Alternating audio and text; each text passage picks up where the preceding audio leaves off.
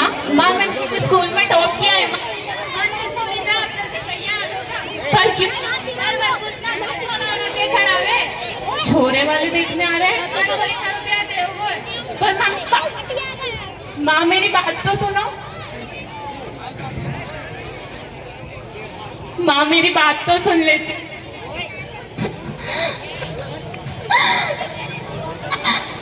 बस चुप हो जा। माँ मुझे ये शादी नहीं करनी माँ, मुझे भी भाई की तरफ पढ़ना है माँ।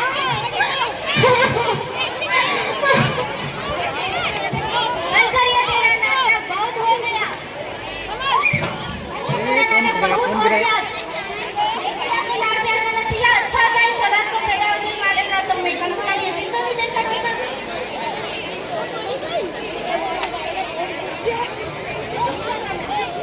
हेलो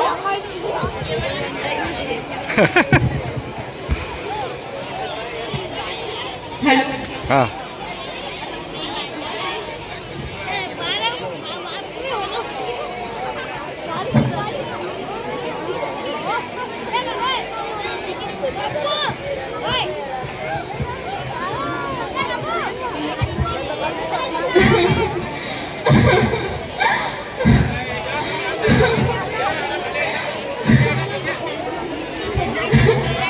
माँ मुझे ये शादी नहीं करनी माँ, मुझे भी भाई की तरफ पढ़ना है माँ। बहुत हो गई तुम दोनों की नौटंकी। और तू कान खोल कर सुन ले, शादी तो तुझे करनी ही पड़ेगी। कौन उठाएगा तेरे पढ़ाई का खर्चा? भाई भी तो क्लास में 3 बार फेल हो चुका है बाबा, आपने उसे तो कुछ नहीं कहा। अपने बाप से जवाब लेना थी। तू इतनी बड़ी हो गई, देख तेरी माँ की शादी भी तो तेरी उम्र नहीं थी। पूछ उससे कितनी खुश है वो मेरे साथ। माँ बचपन में होते इस अन्याय के खिलाफ अगर अपने आवाज उठाई होती तो शायद आज मेरे साथ ये ना होता। एक छोरी छोरा और छोरी में सदियों से भेदभाव होता आवे। हमारी आवाज उठती भी तो कैसे? हमारी यह सुनती है थारी भलाई से मैं कि तू यूं प्यार कर ले। बहुत हो गया तुम दोनों का। देख लिया अपने लाड़ प्यार का नतीजा अच्छा होता है। चलो पैदा होते ही मार देता तो मैं कम से कम दिन तो नहीं देखना पड़ता। उसी कोख से बेटा जन्म लेता है, उसी कोख से बेटी। जब भगवान ने ये भेदभाव नहीं किया तो आपने क्यों, इस समाज ने क्यों? सुनना चाहती है तो सुन। बेटा वंश चलाता है, बहू लाता है, बुढ़ापे का सहारा बनता है। तुम्हारा क्या है? खर्चा बराबर चली जाती है पराए घर। मेरा बेटा तो आजीवन मेरा ही रहेगा। बेटी के पैदा होते ही मार देने वालों, तुम्हें कोई हक नहीं है बेटी पालने का, बहू लाने का। अरे जब बेटी ही नहीं होगी तो कहाँ से लाओगे बहू, कहाँ से बढ़ाओगे वंशज? एक बहन के बिना तो उस भाई की ये कलाई भी सूनी रहती है। नारी हूँ, कोई अभिशाप नहीं हूँ, बेटी हूँ, कोई पाप नहीं हूँ। मुझे भी पढ़ना है, मुझे भी कुछ बनना है, मैं भी डॉक्टर बन सकती हूँ। बंद कर तेरा ये तमाशा और जा जाके तैयार हो जा।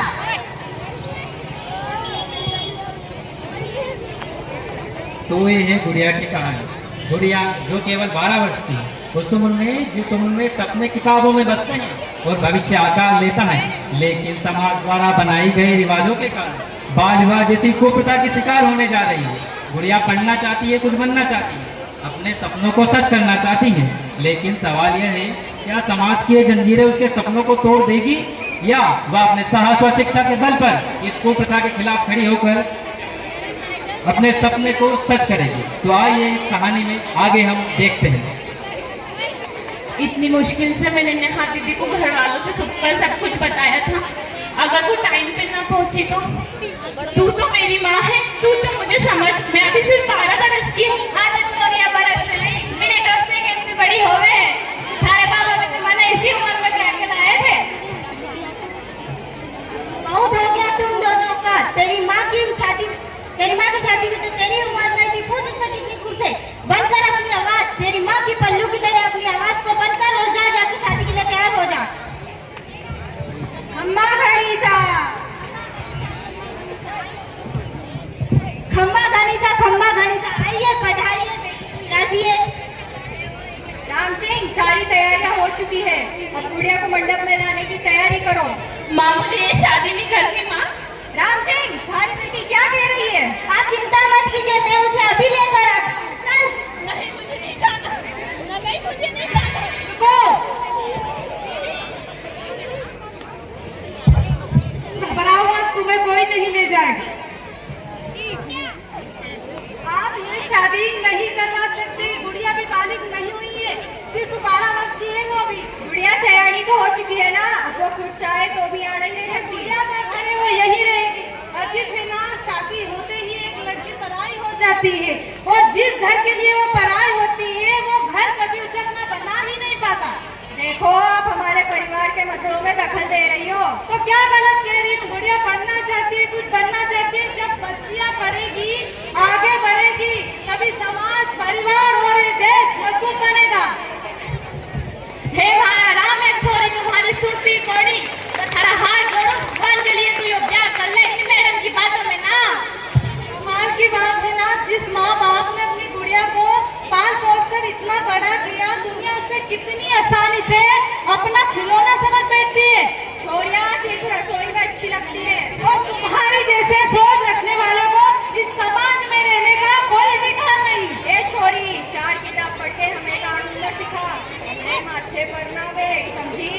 गुड़िया सयानी हो चुकी है, अब तो कुछ चाहे तो भी यहाँ नहीं रह सकती। मुझे नहीं छोड़ना, मुझे कैसे ले जा सकते हो तुम? गुड़िया सयानी हो चुकी है। मुझे नहीं जाना, मैं हाथ जोड़ती हूँ, मुझे नहीं जाना। बीच में ना पड़, बच्ची है तू अभी, समझी।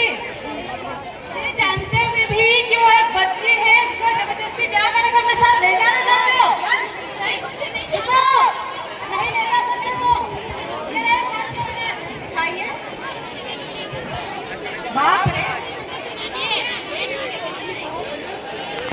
माइक को पास करो। बाप रे, पास में बोल रहा है, पास में। ये हमरा गांव है, यहाँ पर हमरा कानून चलता है, समझी। चल, रुको, बंद करो ये नाटक। ये जानते हो भी कि बाल विवाह कानूनी अपराध है, ये जानते हुए भी आप बाल विवाह करवा रहे हो, इसकी सजा आपको जरूर मिलेगी। ले चलो इन्हें।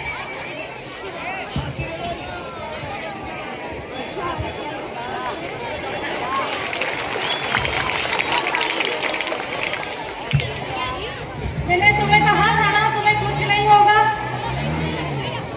तो आपने देखा कैसे गुड़िया, जिसका नाम प्रेरणा है, उसका बाल विवाह रोक दिया गया है। बस